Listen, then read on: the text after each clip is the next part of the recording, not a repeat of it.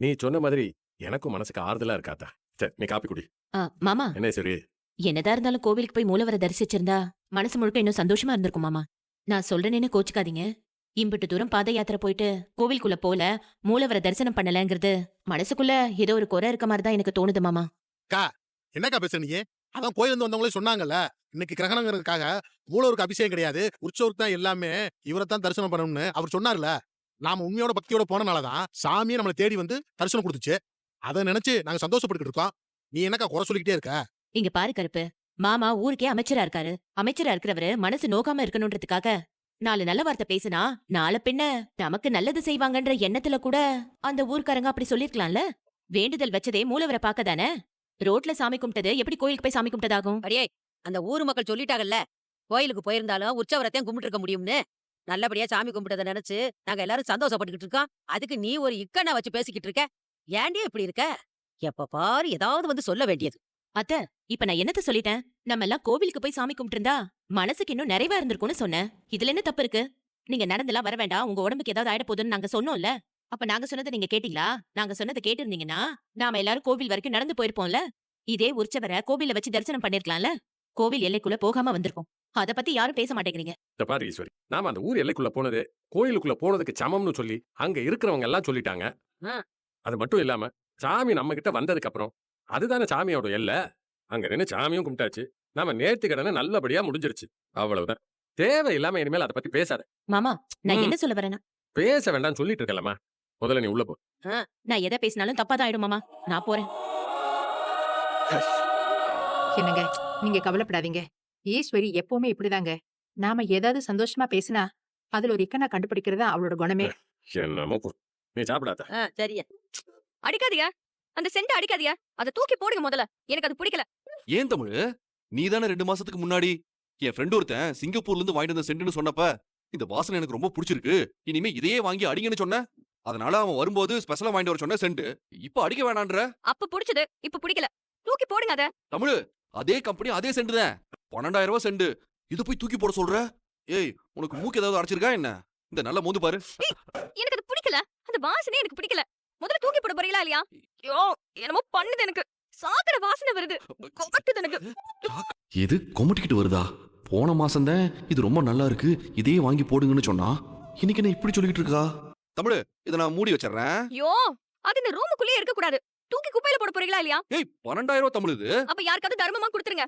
அது இப்ப இந்த ரூமுக்குள்ள இருக்க கூடாது. அவ்வளவுதான் நான் சொல்லுவேன். ஐயோ, கொமட்டுது எனக்கு. அது தூக்கி போடுங்க. என்ன இவ இப்படி பண்ணிட்டு இருக்கா? தமிழ், உனக்கு என்ன ஆச்சு? ஏன் இம்புட்டு கோவப்படுற? ஐயோ, வராதீங்க. என் பக்கத்துல உட்காராதீங்க. போய் குளிச்சிட்டு வாங்க முதல்ல. முதல்ல போய் குளிச்சிட்டு வாங்கன்னு ஏய், சொல்றேன்ல. இப்பதானே குளிச்சுட்டு வந்தேன். அதுக்கப்புறம் சென்ட் அடிச்சியல்ல. முதல்ல போய் குளிச்சிட்டு வாங்க. இப்போ உங்களால போக முடியுமா முடியாதா?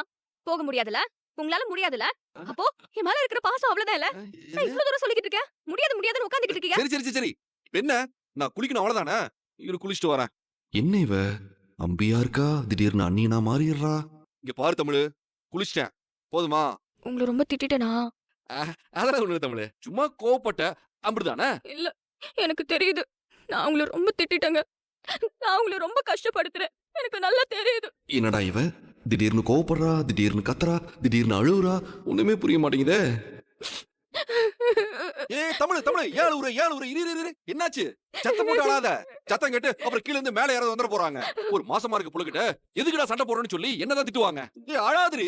அப்போ உங்களுக்கு நான் அழுகிறது கஷ்டமா தெரியல. உங்களை யாரும் சத்தம் போடுறேன்னு கேட்க கூடாது. அதே உங்களுக்கு பெருசா தெரியுதுல. ஆஹா, என்னடா இவ நம்ம என்ன பேசினாலும் அணக்கட்டின மாதிரி எல்லாத்தையும் நம்ம பக்கமே திருப்பி விடுறா. சாரிங்க, நான் உங்களை திட்டிட்டேன்ல. தமிழ், என்னமோ பண்ணுங்க. நான் காலேஜுக்கு போறேன். ஏய், எனக்கு தமிழ் நேரமாச்சு. தமிழ் தமிழ் நில்லு. இப்ப என்ன சொல்லிட்டேன்? இவளுக்கு என்னமோ ஆயிடுச்சு. அண்ணியின் விக்ரம் கூட தோத்து போயிடுவாரு போல. இந்த அளவுக்கு பர்ப மனசு பின்றா. சக்தி என்ன? தமிழ் சக்தி என்ன? எப்படி இருக்கீங்க? இருக்குமா? அதுக்கப்புறம் சென்னிக்கிட்ட ஏதாவது பேச முடிஞ்சதானே? என்னதே நடக்குது? தமிழ், அவகிட்ட பேச முடியல. ஆனா கல்யாணம் இப்போதைக்கு 2 வாரம் தள்ளி போயிருக்குன்னு கேள்விப்பட்டமா. என்னன்னு சொல்றியா? எப்படி? மாப்பிள்ளை வீடு பக்கம் யாரும் முக்கியமானவங்க வெளிநாட்டுல இருந்து கல்யாணத்துக்கு வர வேண்டியவங்களுக்கு உடம்பு சரியில்லையா தமிழ். அவங்க இந்தியா வரதுக்கே குறைஞ்சது 2 வாரமாச்சும் ஆகுமா. அவங்க வந்ததுக்கு அப்புறம் தான் கல்யாணமேனு தள்ளி வச்சிருக்காங்களாம். நான் தான் சொன்னேன்லன்னு, கடவுள் ஏதாவது ஒரு வழியில உங்களுக்கு உதவி பண்ணுவாருன்னு. இத கேக்குறப்போ மனசுக்கு ரொம்ப சந்தோஷமா இருக்குன்னு. இதுக்கு நடுவுல நான் ஜெனியோட அப்பாவை சந்திச்சு பேசலான்னு இருக்கமா. என்னன்னு சொல்றியா? நீங்களே பேச போறீங்களா? ஆமாமா, ஒரு சர்ச் ஃபாதர் கூட்டிட்டு போறேன்னு சொல்லிருக்காரு. ஜெனியோட அப்பா எனக்கு ரொம்ப வேண்டப்பட்ட ஒரு தம்பி. அதனால நீங்களும் நானும் போய் பேசலாம்னு சொல்லியிருக்காரு. அதான் நம்பிக்கையோட இருக்கேன் தமிழ். அண்ணே எங்க மாமா கிட்ட ஏதாவது சொல்லி இப்போதைக்கு எதுவும் வேண்டாமா. முதல்ல ஃபாதர் மூலமா அவங்க அப்பாவை சந்திச்சு நான் பேசி பார்க்கறேன். அப்படியும் எதுவும் சுமூகமா நடக்கலனா அதுக்கப்புறம் உன் மாமனார் மூலமா பேசுறதுதான் இந்த விஷயத்துல இருக்கிற ஒரே பிரம்மாஸ்திரம். அத உடனே பயன்படுத்த வேண்டாம்னு பாக்குறேன். புரியுதுண்ணே. நீங்க நம்பிக்கையோட இருங்க, எல்லாமே நல்லபடியா நடக்கும். ம். சரிண்ணே, நீங்க போயிட்டு என்ன ஏதுன்னு சொல்லுங்க. சரி தமிழ், சரிண்ணே, போயிட்டு அப்ப வா. நான் வரேன். போயிட்டு வா. ம். திடீர்னு பார்த்தா அழுவுறா, திடீர்னு பார்த்தா சிரிக்கிறா, திடீர்னு பார்த்தா கோபப்படுறா, அப்புறம் திடீர்னு ஒரு மாதிரி பாசமா வந்து பேசுறா.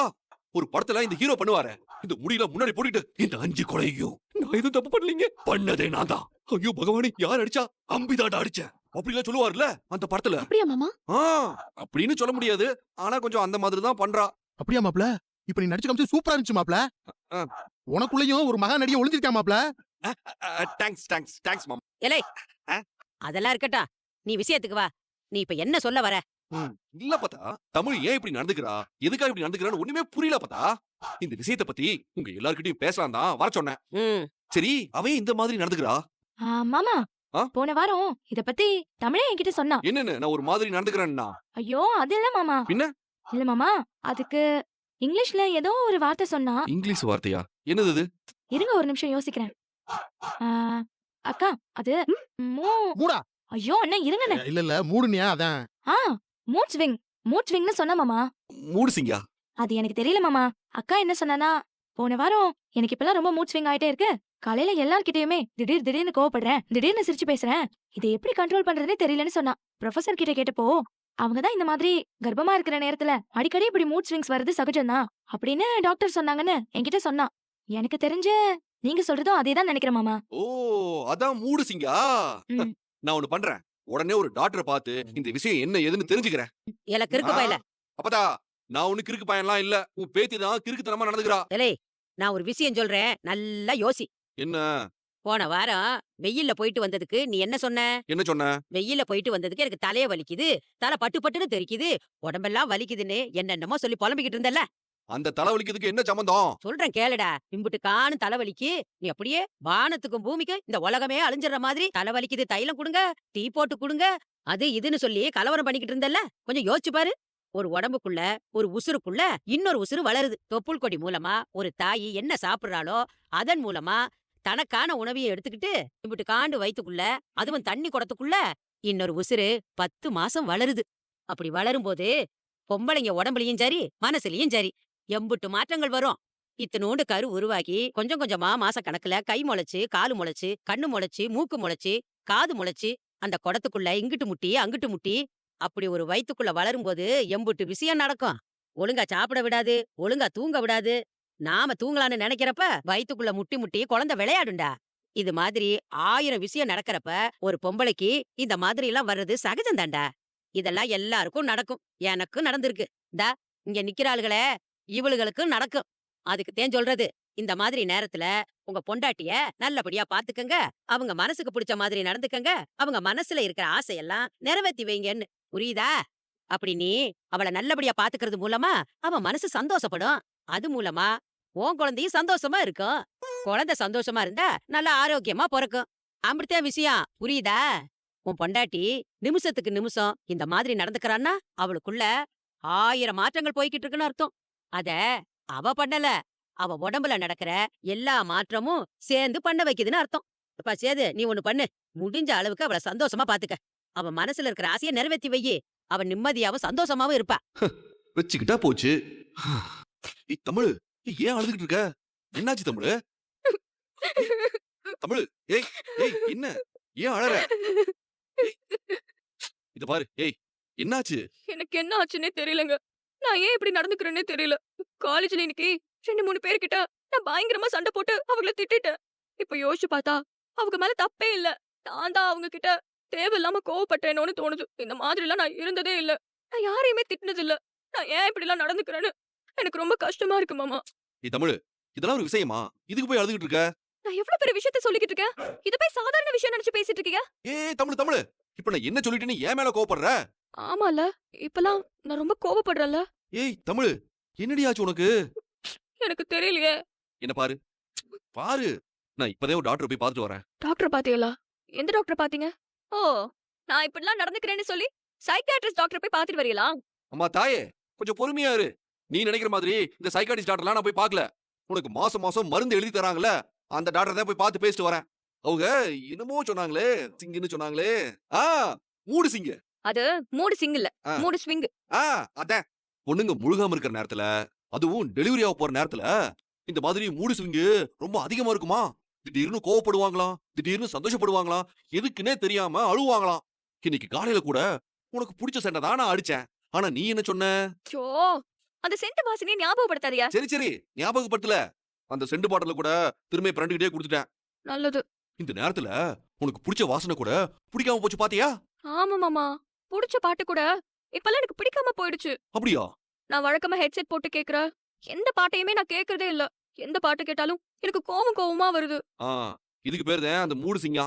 காரணமே இல்லாம ஏன் இப்படி நடந்துக்கிறோன்னு தெரியாம இருக்குமா? இது எல்லாத்தையும் தாண்டி நான் என் பொண்டாட்டிய சந்தோஷமா பாத்துக்கிட்டா இந்த மூடு சிங்கள சரியா போயிருன்னு சொன்னாங்க. அப்படியா? நீ ஒரு டாக்டர் தானே, உனக்கு தெரியாதா? எனக்கும் சொல்லிருக்காங்க. ஆ, ஆனா எனக்கு இது நடக்கிறப்போ அதை எப்படி கட்டுப்படுத்துறதுனே தெரியலையே. அத கட்டுப்படுத்த தானே நான் இருக்கேன். இங்க பாரு, நீ கவலையே படாத. உன்னை சந்தோஷமா பாத்துக்கிட்டா உனக்கு அந்த மூடு சிங்க வராதான். அதனால இப்ப நான் உன்னை என்ன பண்ண போறேன்னு தெரியுமா? என்ன பண்ண போறியா? குறைஞ்சது உன்னோட ஒரு 10 ஆசை. அது பெரிய ஆசையா இருக்கலாம், இல்ல சின்ன ஆசையா இருக்கலாம். அப்படி உன் மனசுல என்னெல்லாம் ஆசை இருக்கோ நீ சொல்ற எல்லாத்தையுமே நான் நிறைவேற்றி வைக்க போறேன். சும்மா இருங்க மாமா. ஆ, இந்த சும்மா இருக்கிற சோழியே கிடையாது. நான் முடிவெடுத்துட்டேன். இந்த வாரம் மனைவியின் ஆசையை நிறைவேற்றும் வாரம். குறைந்தது 10 ஆசைகளை நிறைவேற்றி என் ஆசை மனைவி தமிழ் செல்வியை பாசமாக பார்த்துக் கொள்ளும் சேதுபதி. நான் நெசமாவே சொல்றேன் தமிழ், நான் உன்னை நல்லபடியா பாத்துக்கணும். உன் வயித்துல இருக்க புள்ளையும் நல்லபடியா பாத்துக்கணும். அதுவும் இந்த நேரத்துல உன் மனசுல இருக்க ஆசையெல்லாம் நிறைவேற்றி வச்சா நம்ம புள்ளைக்கும் அது நல்லா இருக்கும். அது சந்தோஷமாவும் வயித்துல வளரும்னு டாக்டரே சொல்லிட்டாங்க. அதனாலதான் உன் ஆசையெல்லாம் நான் நிறைவேற்றி வைக்க போறேன். அப்புறம் நம்ம ரூம்ல இருக்கல இந்த போர்டு, உனக்கு என்னெல்லாம் ஆசை இருக்கோ அதையெல்லாம் நீ அதுல எழுதுவியா, நான் அதையெல்லாம் நிறைவேற்றி வைப்பேன். இது என்னோட சத்தியம். போதுமா? என்ன சந்தோஷம் தானே?